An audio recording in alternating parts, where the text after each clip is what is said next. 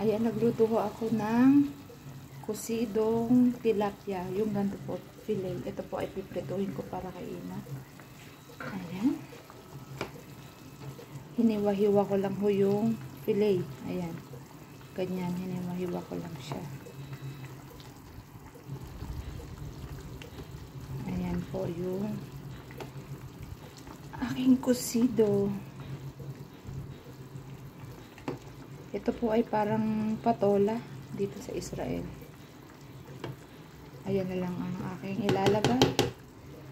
Then yung aking na-harvest na malunggay. Ayan.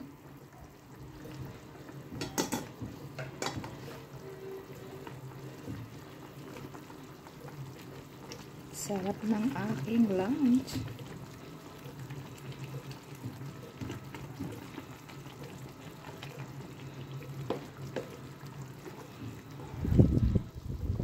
Tawagin ko po kayo pag luto na.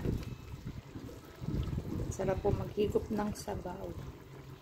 Mahilig po ako sa masabaw na ulam.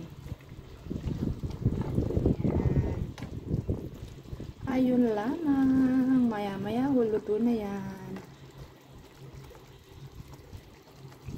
See you later. Another video po pag luto na. Salamat. Bye. Shalom, shalom.